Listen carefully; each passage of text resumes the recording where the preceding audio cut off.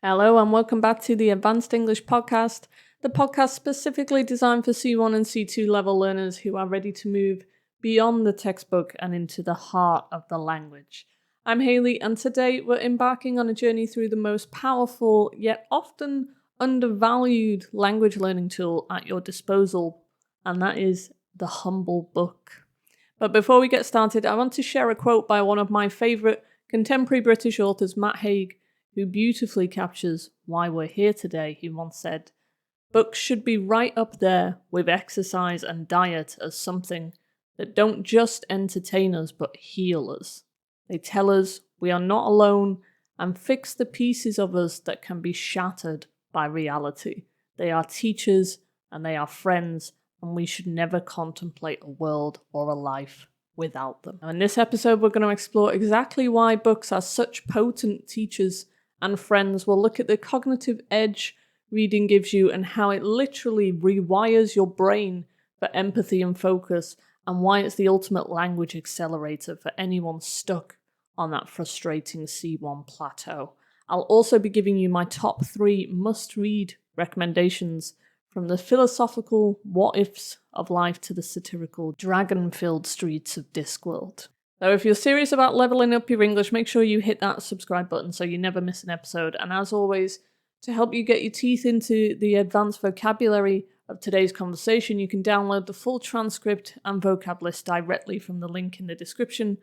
So if you're ready to turn over a new leaf in your language learning journey, grab a cuppa, get comfortable, and let's explore why reading is the secret weapon you've been looking for. So if you've ever felt like your brain's a bit mushy after a day of scrolling through mindless reels, this is for you. We're going to be looking at why cracking open a proper book is basically like sending your grey matter to a high-intensity boot camp. First up, let's chat about neuroplasticity. Now, don't let that sciencey name put you off. It's essentially just your brain's ability to rewire itself and to build new roads between neurons. And when you're reading a complex piece of fiction, your brain isn't just sitting there like a couch potato. It's working overtime. You're having to keep track of a dozen different characters. You know, remember that one tiny clue from chapter 2 that's suddenly relevant again. And also visualize an entire world that doesn't actually exist. And research has shown that this doesn't just feel like hard work, it actually changes the physical structure of your brain. There's this brilliant study where they scanned people's brains while they read a thriller novel, and they found that the connectivity in the left temporal cortex, that's the area associated with language and physical sensation, remained heightened for days afterwards. So your brain literally thinks it's experiencing the story. It's not just taking it all in, it's building a stronger, more resilient machine. And for a C1 and C2 learner, this is gold. You aren't just learning about English, you're forging new neural pathways that make the language stick. And it's the difference between, skimming the surface and actually getting under the hood of how language works. But we are facing what experts are calling a deep reading crisis. Now, let's be honest, we're all in the same boat here. Because of our social media habits, we become absolute addicts at skimming, right? We flick through headlines, we scan for keywords, we scroll past anything that looks like it might take more than 30 seconds to digest. We've been conditioned to look for gist and then move on to the next hit of dopamine. And the problem is, this skimming habit is eating away at our ability to focus on long-form text. It's as if our attention muscle has just wasted away. And when you try and sit down with a 400-page novel, your brain starts screaming for a notification or a cat video after just 2 pages. And it can be a real stumbling block for language learners. If you can't focus for more than a minute, how are you supposed to unpick these subtle nuances, of complex argument in a proficiency exam? We become chronically distracted, and it's taking a toll on our cognitive stamina. We're losing the art of deep reading and this state of flow where you're so immersed in a book that you completely lose track of time. It's a case of use it or lose it, frankly. Many of us are dangerously close to losing it. But here's the cool bit. There is a link between fiction and empathy. Scientists have discovered that reading literary fiction is one of the best ways to develop what they call theory of mind. That's just a fancy way of saying the ability to understand that other people have different thoughts and feelings and perspectives than you do. Think about it. When you read a book like The Midnight Library, you're literally stepping into someone else's shoes. You're experiencing their regrets, their heartbreaks, their triumphs from the inside. You're not just an observer, you're a participant. And this mental stimulation is a massive eye-opener. Actually, a study from the New School in New York found that people who read literary fiction, like the deep stuff, not just like airport thrillers, scored significantly higher on tests of empathy and social intelligence. Why? Because good fiction doesn't spell everything out for you, it leaves gaps. And it requires you to read between the lines and figure out why a character's acting in a certain way. It's a workout for your social brain, and it helps you cotton on to subtle social cues that you might otherwise miss. And for an advanced learner, this is a superpower. If you can empathize with a character in a foreign language, you're no longer just translating, you're tuning in to the culture and the soul of the language, and you're starting to get the hang of unspoken English. So when people tell you that reading's just a hobby or a bit of a luxury, you can tell them that they're talking nonsense. It's actually an essential cognitive tool, and it's what keeps your brain sharp and your attention span intact and your heart open to other people's experiences. So if you've been putting off starting that big novel on your bedside table because it feels like too much hard work, I want you to reconsider. Don't wait until you're in the mood. You probably never will be. Just bite the bullet, set a timer for 15 minutes and start.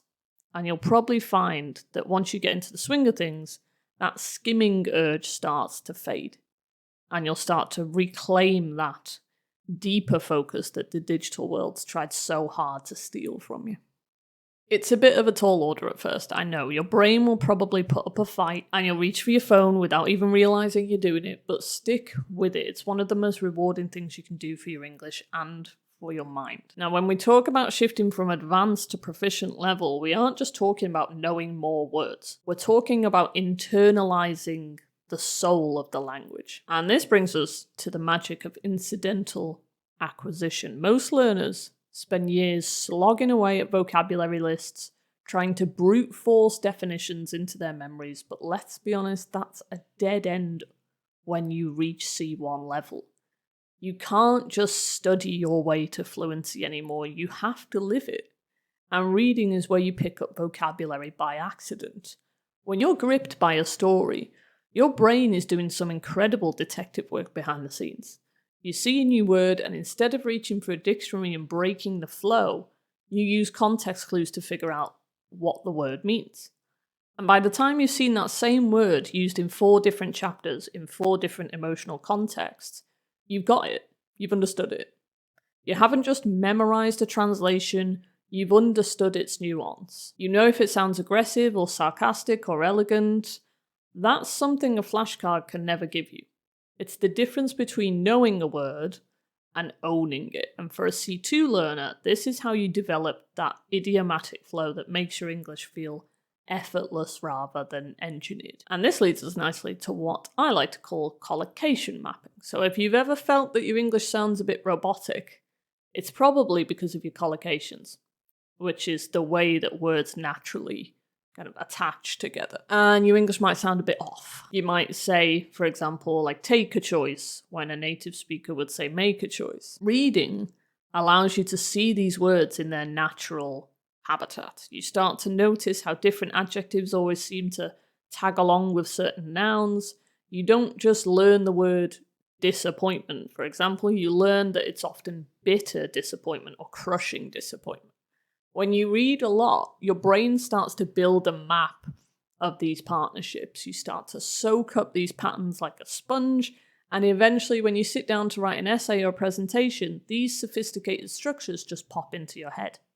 You aren't choosing the words anymore, they're just arriving fully formed and perfectly paired. It's like learning to dance by watching a professional rather than reading a manual where to put your feet. You start to move with the rhythm of the language. However, many learners will hit that plateau, and this is that frustrating stage where you're kind of perfectly comfortable in most conversations, but you feel like you've stopped improving, you're kind of treading water, And often the culprit is staying in the comfort zone of, graded readers for too long. Now, don't get me wrong, graded readers are brilliant when you're starting out, but there comes a point where they actually start to hold you back. They're kind of too sanitized. Like, the difficult bits have just been smoothed over and the complex grammar's been watered down. And if you want to reach that top tier level of proficiency, you have to take the plunge into authentic literature. You have to be willing to feel a bit lost for a few pages. Authentic books aren't written for learners, they're written for people, and that means they're messy. They're full of slang, weird metaphors, and sentences that break the rules of the grammar books that you've been studying. But that's exactly what you need. You need to see English in the wild. And I've had students say to me, but I don't understand every word, and my response is, good, neither do I. Because even native speakers come across words that they don't know in a complex novel. The trick is to stop worrying about the bits and bobs that you're missing and just focus on the big picture. If you stay with the safe books, you'll never develop the stamina needed for the real world. And you need to get stuck into something that actually challenges you. It's like training for a marathon. You can't just walk on a treadmill forever. Eventually you have to hit the road and hills and everything else. When you finally start moving away from the textbook version of the language, something shifts. You do start to notice these subtle shades of meaning. You realise that happy, content, jubilant, ecstatic aren't just synonyms. They're entirely different moods. And then you start to pick up on the writer's voice as well.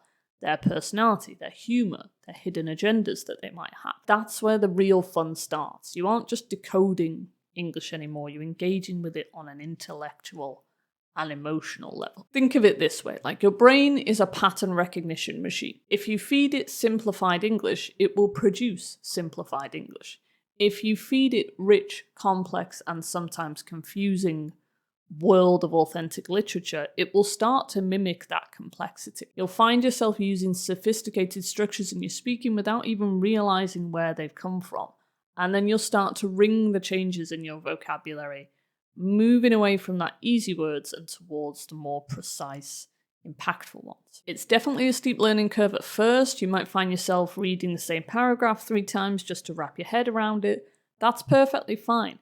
In fact, the struggle is where learning happens. Every time you wrestle with a difficult sentence, you're making your English muscles stronger. You're teaching yourself to be comfortable with ambiguity, which is a key skill for any high-level language learner. The plateau, the C1 plateau, isn't a dead end. It's just a sign that you need a bigger challenge. It's a sign that you're ready to graduate from learning English to using English to explore the world. So don't be afraid to aim high. Pick up the book that looks a bit too difficult. Don't throw in the towel when it gets tough. Stick with it, and I promise you the rewards are massive. You'll find that your English starts to take on a life of its own and become more vibrant and more nuanced and much more you. Now, the theory is all well and good, but let's get down to brass tacks. If you're going to take the plunge into authentic literature, you need a book that's going to hook you from the very first page, and I've handpicked 3 absolute crackers for you that are perfect for C1 and C2 levels. So first up is The Midnight Library by Matt Haig. Now, if you haven't come across his work before, Matt Haig is a British author who's become a bit of a national treasure, I would say, for his honest writing about mental health and the human condition. And he's got a real knack for taking massive, terrifying existential questions and making them feel incredibly personal and accessible. So the quote that I read you at the start of this episode was by Matt Haig. I've got another quote by him about books. He said, "Books are our umbilical cord to life. They connect us deeply and with more meaning to the world. They aren't about escaping from ourselves, but expanding ourselves and finding within us the tools we need to survive." And that literally hits the nail on the head, doesn't it? That's actually exactly what the Midnight Library is about. So to give you a little synopsis of the Midnight Library. So we meet Nora Seed, a woman who's quite frankly at the end of a tether. She feels like her life is a series of wrong turns and what ifs, and she's full of regret about the careers that she didn't pursue and the relationships that she let slip away and just this person that she never became. And in this total moment of despair, she finds herself in the Midnight Library. And every book on the shelf is a door to a life that she could have lived. So one book shows her like her life as a world-class swimmer. Another book shows her if she'd stayed in her rock band. You know, she'd be a rock star. She gets to try on these lives like outfits. But as she jumps from reality to reality, she discovers that the perfect life is a lot more complicated than it looks on paper. Now, the reason I love this book, and any book by Matt Haig, to be honest, is that it really makes you think about your own life. So this idea that there's like millions of versions of your life that you could be living if you just made one tiny decision, you know, it fills me with so much hope and motivation, really, to keep going. Because it's like, you know, your life is never the same every day. You can change it. If something's bad, then you can make a tiny decision and you can completely change your entire life for the good. And I feel like all of Matt's books are like this. They kind of show you like the beauty of life that you might not have noticed before. Other books by him that I would also recommend are The Humans. I absolutely love that book. I think it's probably my favorite book by Matt Haig, actually. How to Stop Time and The Radleys. They're all wonderful books. So that's the Midnight Library. Next, we're going to change gears completely and we're going to head over to Japan. So my next recommendation is Convenience Store Woman by Sayaka Murata.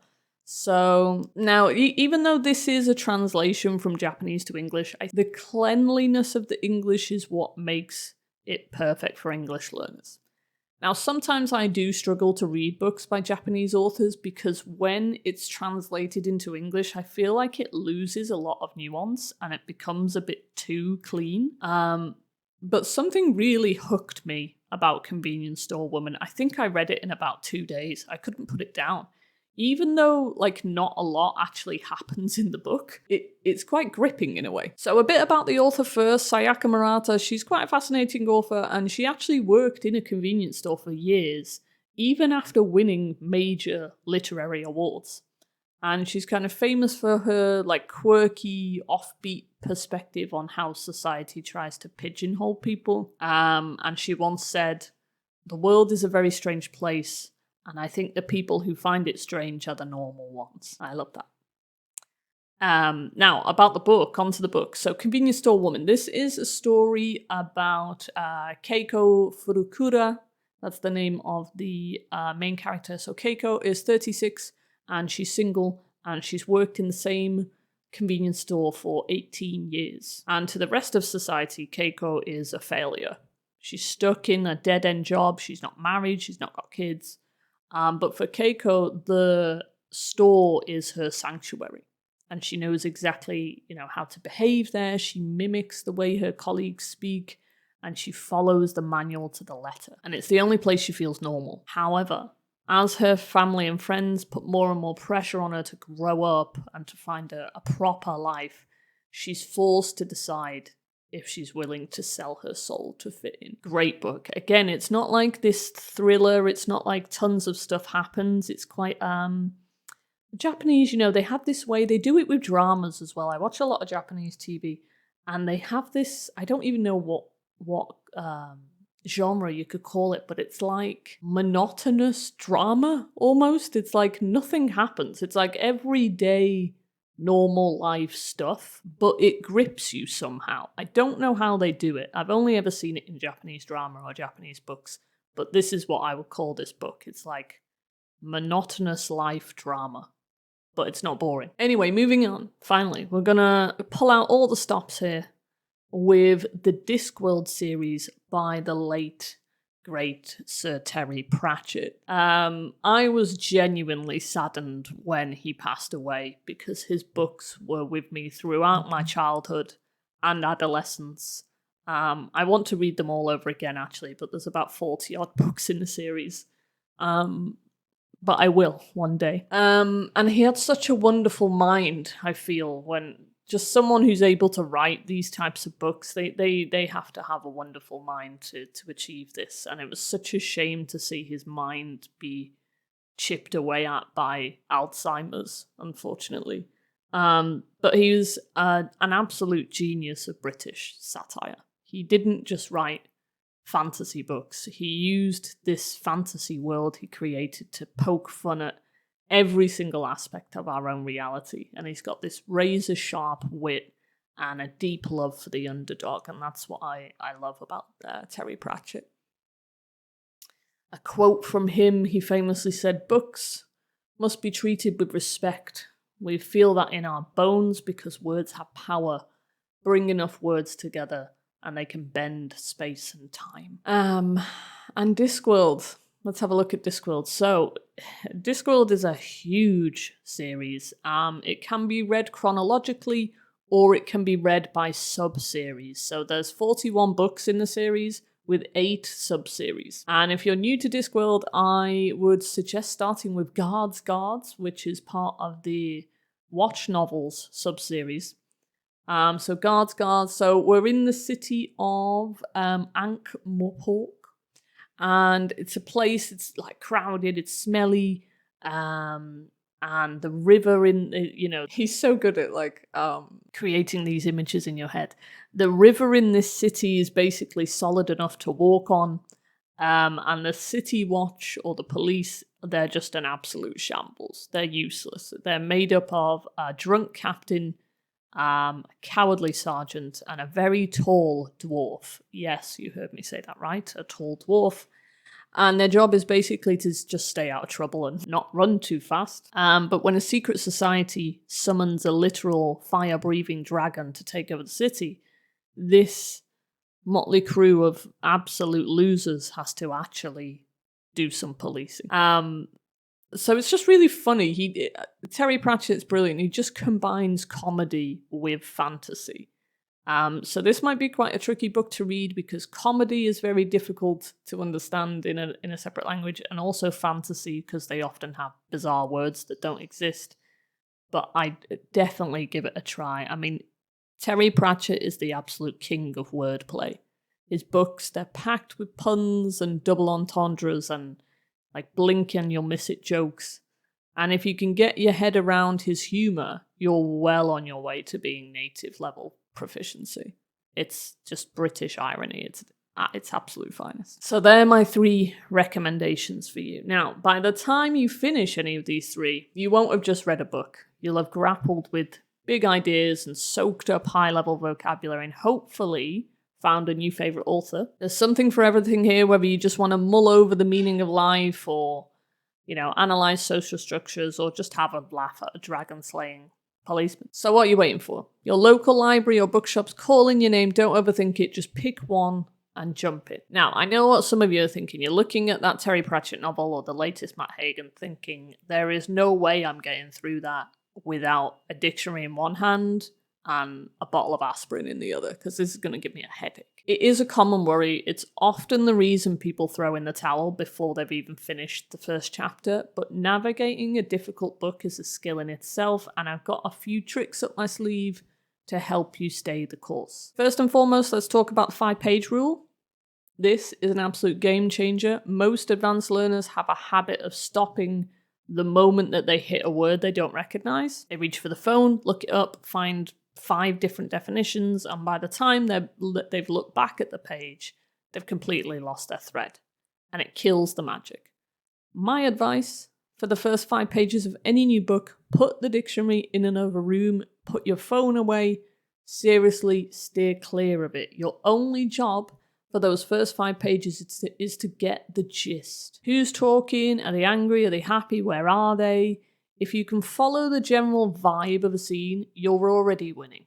Most of the time, the scary words are just descriptive adjectives that don't actually change the plot.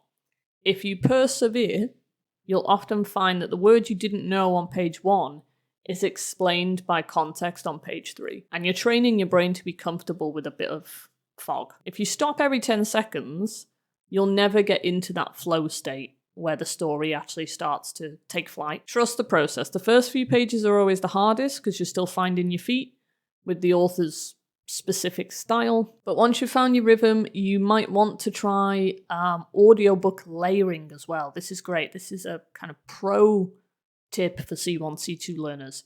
So you get the physical book or the ebook, however you prefer, and then also get the audiobook.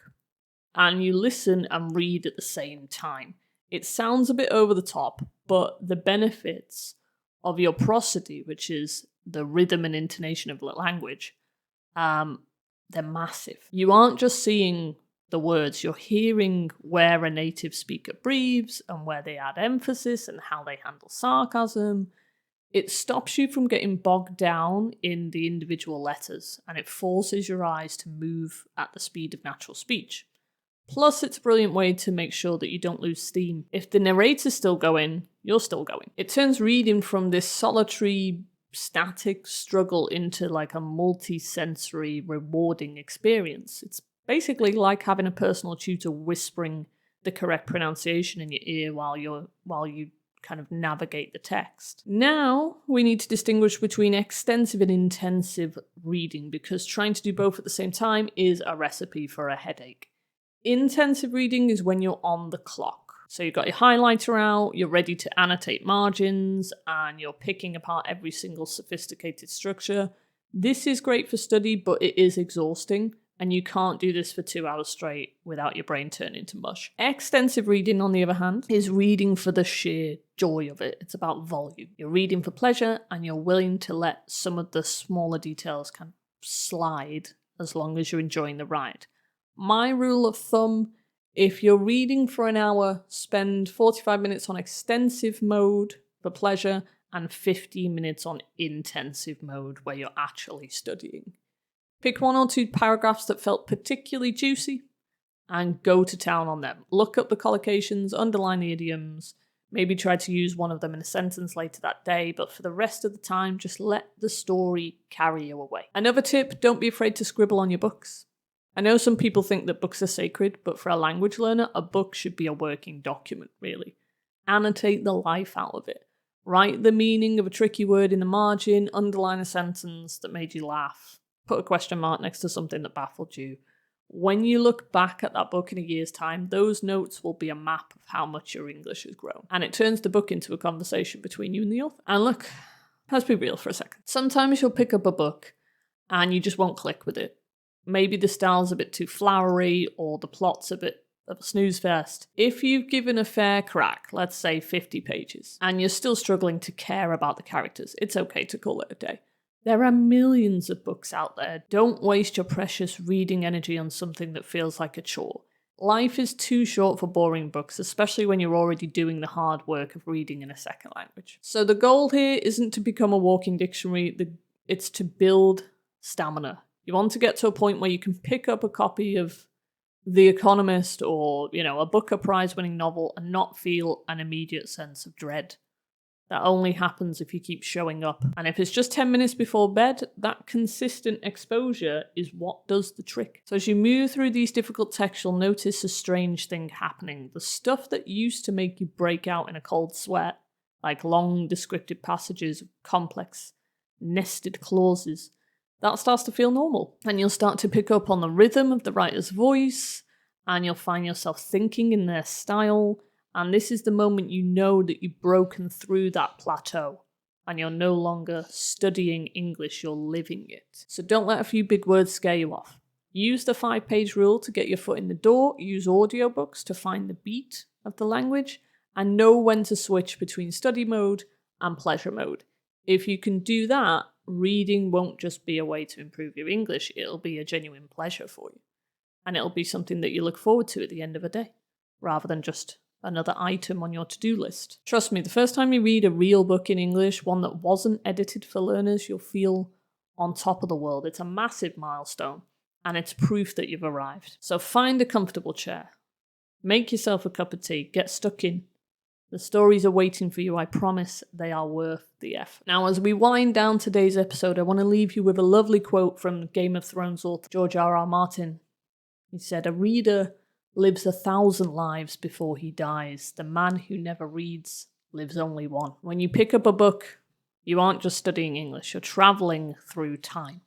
You're experiencing the world through someone else's eyes, and you're exploring parts of yourself that you might never have discovered otherwise. When you read Nora Seed's Journey in the Midnight Library, you aren't just learning conditional tenses, you're reckoning with your own choices and regrets, and that's a powerful thing. It makes us human. I know that at this level, English can sometimes feel like a never-ending mountain to climb. There's always another idiom to learn, another grammatical structure to master, another sophisticated word that you can't even remember in the heat of a conversation. It can be exhausting. But reading is the one place where you can let your hair down and just enjoy the scenery. It's where the language stops being a subject and starts being an experience. So my final piece of advice for you today is don't make reading a chore. Don't let it become another should on your to-do list that makes you feel guilty if you don't do it. Instead, try to see it as a gift that you're giving yourself. It's 20 minutes of peace in a world that's constantly trying to pull you in 1,000 different directions. It's a chance to unplug from the dopamine economy we talked about in the last episode and reconnect with something deeper. So before we call it a day, I've got a little bit of homework for you, but don't worry, it's not a test. I just want you to head over to the comments and tell me, what is the one book that changed your perspective on life? It doesn't have to be highbrow or classic. It just has to be something that stayed with you long after you close the final page. I'd love to hear your recommendations. And that's it for today's episode of the Advanced English Podcast. I really hope you found these tips and recommendations useful. If you're feeling inspired to get stuck into a new book, then my job is done. If you've enjoyed the show, please do spread the love. Give it a like, share the episode with your fellow English learners, and make sure you hit that subscribe button so you're always in the loop when a new episode drops. And as always, you can get your hands on the full transcript of today's episode along with the vocabulary list by clicking the link in the description. It's a brilliant way to consolidate everything that we talked about here today and make sure those expressions really stick. Thanks so much for tuning in and for being part of the community. Until next time, keep reading, stay curious, and most importantly, keep on top of your English. And I'll see you in the next episode. All right, bye. Have a nice day.